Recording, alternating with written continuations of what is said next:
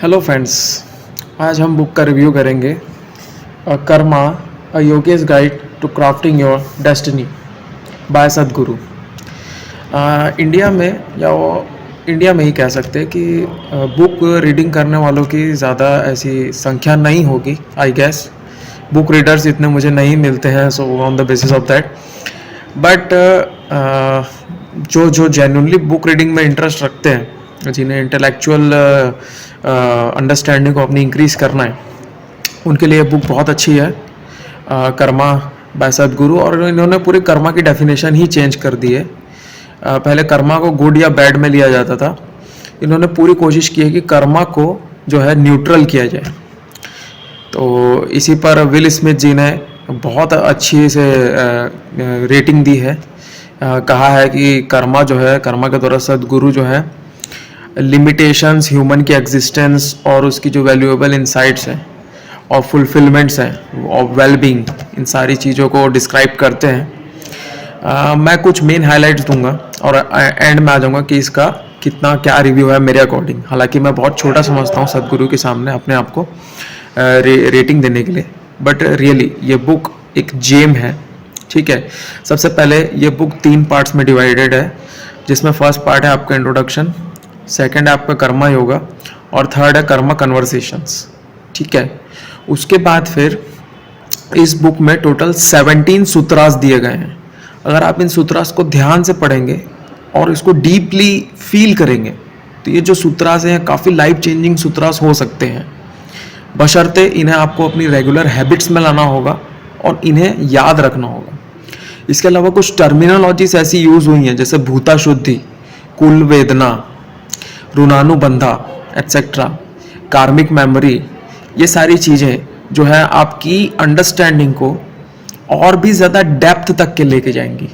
ठीक है, कुछ सेंटेंसेस ऐसे हैं जो कि लाइफ चेंजिंग हो सकते हैं, जैसे the reason behind left I appears slightly smaller than the right. इन्होंने रीज़न एक्सप्लेन किया है कि कई बार जो हमारी लेफ्ट आंख जो है वो छोटी दिखती है राइट की तुलना में, ऐसा क्यों होता है।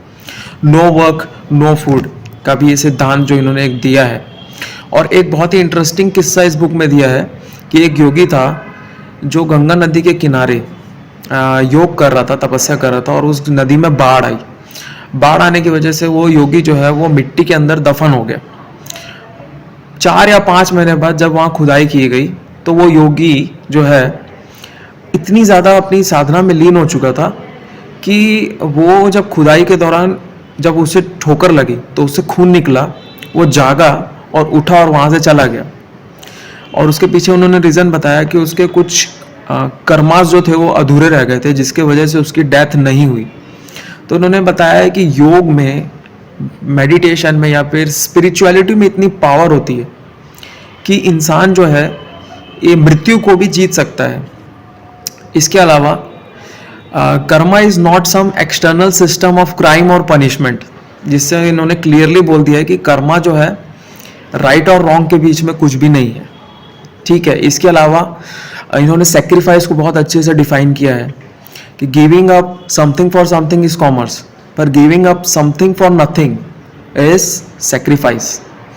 इसके अलावा जो बहुत ही मेन एस्पेक्ट मुझे लगा कि जो पुराने योगीज हुआ करते थे या अभी भी जो योगीज हैं, वो अपने प्राणों का त्याग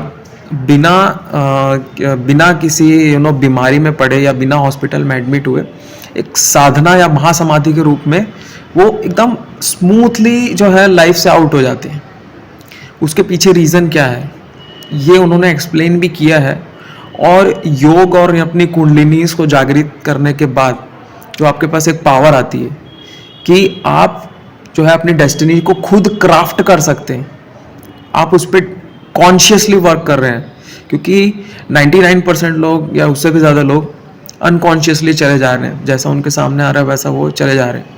ये बुक आपको ट्रूथ को एक्सेप्ट करने में बहुत हेल्प करेगी और रियलिटी में जीना सिखाएगी, और ये बहुत ही ज़्यादा प्रैक्टिकल अप्रोच की तरफ आपको लेके जाएगी। इसकी MRP 299 है और फ्लिपकार्ट में शायद 250-240 में भी मिल जाती है, बट ये 299 नहीं, ये इसकी कीमत तो लाखों करोड़ों अरबों में है अगर कोई समझ गया तो। सो मेरे तरफ से इस बुक को 4.5 स्टार 5 में से, ठीक है। मैं बहुत छोटा हूँ रिव्यू देने के लिए, और ये मेरा फर्स्ट रिव्यू है, क्योंकि बुक रीडर्स बहुत कम है इंडिया में।